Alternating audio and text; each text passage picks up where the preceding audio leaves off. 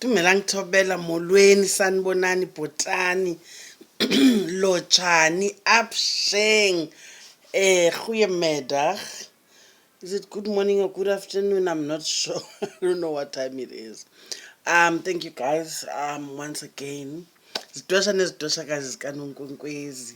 Camagwini thokozani makhosi lisedi khanya. It's good to be back.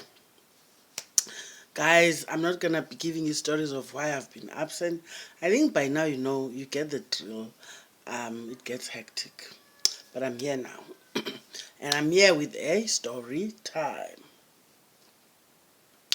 Guys, I just thought today let me share.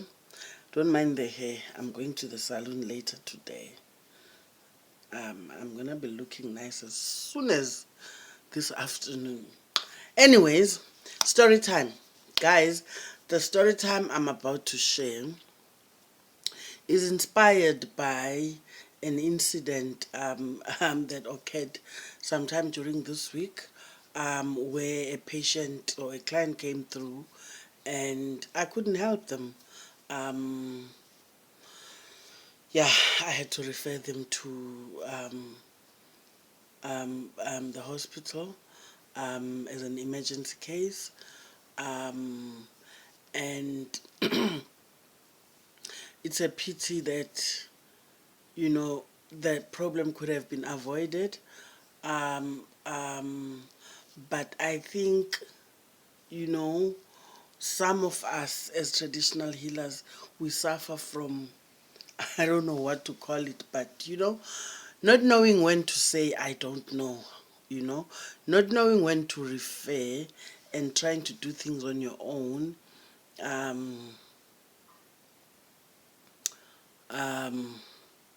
Only to find that you are actually messing up. You remember, if you go back to my old videos, I did share a video with you guys when I was in hospital for a hysterectomy, to remove my womb, basically. I was at Cecilia Makiwane for, I think, a week. It's a major procedure, but for me, it really wasn't that hectic. I healed pretty much faster than I thought. But what happened during that time, as I was, because I was admitted on a Friday, the op was going to be taking place the following Monday. And, so the whole week I was in hospital from Friday until Friday of the following week. I made friends, during my stay, basically. Now, there's a man that I met who was also admitted on the same day I was admitted. So we basically met at reception whilst we were being, going through the paperwork, basically, the admin work of admitting us. Now, I started having a chat with this man because I think he could tell that I am a traditional healer, because I got out of my car. I'd been traveling from Joburg. So my niece picked me up that morning from the bus station. So I was still in my traditional regalia, like dansa pinge amahia, from the work I was doing the previous night before boarding the bus. So he could, I think he could see from, how I was dressed up that I'm a traditional healer. So we met, as I was getting off the car, he was also, getting off his car with his family. But we met up at reception and then we started talking. And, from the onset, he was like, I was surprised at how, at ease he was talking to me. And he told me, from he was wearing a jacket, like a coat, guys. and I had my op. It was like November, so we were already into summer, like it was hot. But he was wearing a winter coat, you understand? A long coat, and I didn't want, like, I was curious, but obviously I was not going to ask. And then he opened the jacket for me to show me what the problem was. He was like, "Do you know anyone that can help me with this?" Like pointing with his eyes to where the problem was. I was like, "What is the problem?" Um, um, no, this is not a laughing matter. Yeah, let me try to be serious. He was like, he related the story to me. He's a 41-year-old guy at the time. This is what, a year ago? So he was 41. Young guy, nice looking guy, handsome guy, um, who had just taken a wife, just gotten married. And I think as women, maybe sometimes we push our men to the limit, you know, because apparently he was referred to this traditional healer by the wife. He says he didn't think he had a problem, with his previous girlfriend. None complained, about their sexual, activities. He thought he was fine. He thought his performance was okay, but then the wife apparently was not, and he says, it's one of those, where you meet someone for without dating for a long time, and you just feel it, you feel like you want to marry them. So he says the relationship, like they were like maybe 3 or 4 months into the relationship, and he decided to pay lobola. So I think he was they had not gotten to know each other.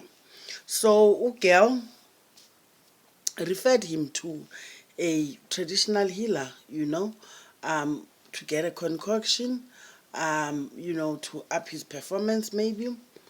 And then he says, when Mvusanduku basically, um, and it's strange because, I would think that would happen if the lady is younger, and the man is older. Maybe the lady, the female would be more sexually active than the male. But in this case, he was saying to me, his wife is actually 5 years older than him. So the wife was probably what now? If he was 41, the wife was like 46. You understand? My age basically. And I don't know if I'm but I definitely do not need someone that, takes Viagra or needs, assistance with their performance because really, it shouldn't be for the whole night. I don't know what Ugel was, trying to achieve with sending Ugai to a traditional healer. Because Ugai says he was perfectly fine, but then because he wanted to please his woman, he decided to go. Then he was given this concoction, ne? Given a concoction, and wagcatshwa, like there were incisions put on his body, um, uh, around his manhood, basically. Mm, Esneneni, basically. So I don't know what was put in him. You get me?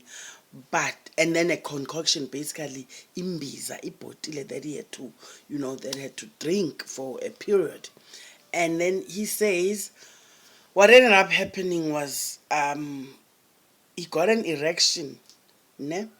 An erection that never, like, ayizange iphindiwe induku, like yama induku. So the erection was permanent, basically. For a few days, he thought, he would be fine. And Ugai is a teacher. So he could not go to school because induku ayiwe. You understand? Like, it would be uncomfortable to be walking around with Induku Yako pointing at everyone, basically. So he took leave, hoping, kuzote. But now it was getting swollen and it was getting painful by the day. The pain was becoming unbearable. So he decided to see a doctor. And as soon as he saw a doctor referred him now to the hospital. And when he came to the hospital, that time he was being admitted, he had not seen a doctor. So now, because we had gotten used to each other, you understand. Obviously, he was at the male side of the ward. I was on the female side, but because we're getting along, we would take walks. During our I don't know, free time, whatever you wanna call it. Um, and then he would update me in terms of what is going on now. Now, we had exchanged numbers as well. He called me and he wanted us to meet. I went to his side of the world as a visitor, and the man broke down and he was crying uncontrollably. And he told me, the doctor had told him there's no other way but to actually cut the nerves, that sends blood to the penis, so that, there would be no blood flow, so that the erection would, come down. But now the problem is he will never get an erection ever again. That was the most painful, and it felt like, at that moment, that guy, I don't know.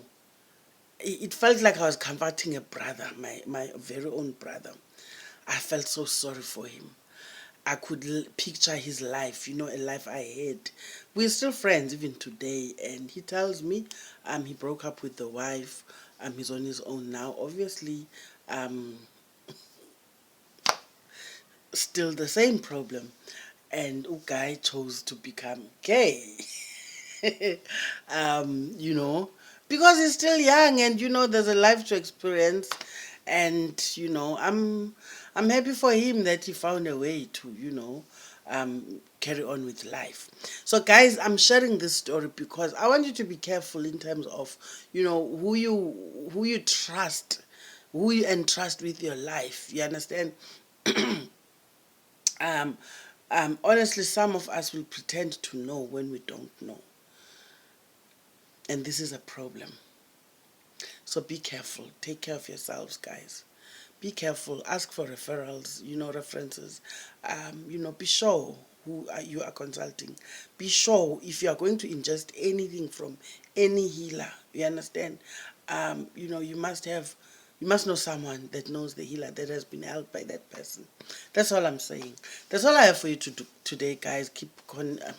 Continue sharing, liking, and subscribing. Obviously, do not skip the ads because they pay the bills. Love you guys. Bye.